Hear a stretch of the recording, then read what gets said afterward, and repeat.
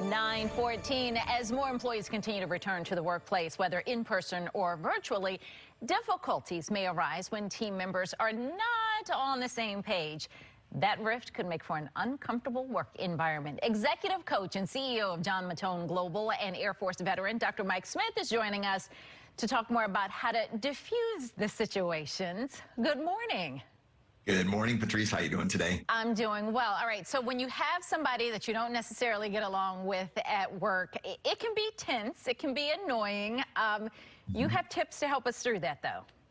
Sure do. Yeah. And the first thing with all these tips, and thank you very much for your time today and allowing me the opportunity. But with the tips, the very first thing that we should take on is being compassionate, right? When we show compassion to someone, that kind of has a tendency to let the guards down, kind of make the situation a little bit more smooth. Because one thing that we tend to make the mistake of is thinking we know why someone is acting that way, or we automatically assume they're doing that because they want to.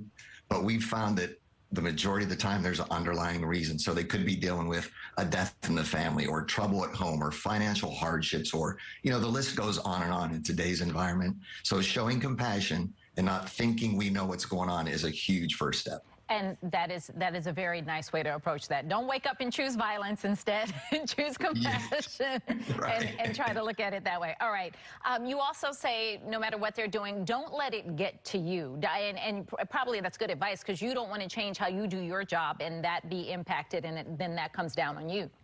Exactly. So one of the things we can't do is just take it personal, right? There's, again, that underlying reason. So when we step into that role of taking it personal and letting it bother us, then that tends to have our focus shift to act in kind of the same way and mirroring that behavior, and then it just spirals. Okay, so let me ask you this. What if it is intentional, and what if it's not a bad day on their part, and they are just that kind of person, and they're going to get under your skin each and every day?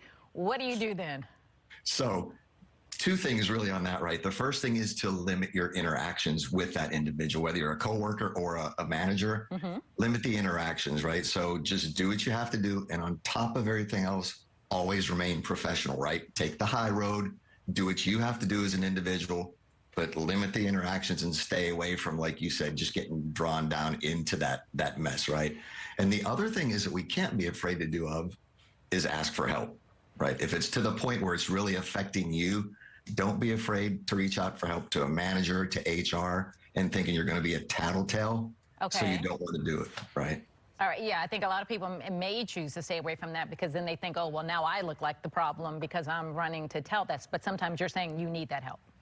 Right. And especially if you said, you feel it's intentional, by not addressing that, that's what we call kind of the toxic employee that starts to spread throughout the department. Right. So by choosing to turn a blind eye when you know something's probably intentionally going on, is just kind of letting it fester and perpetuate, which isn't good for anyone. Mike, thank you.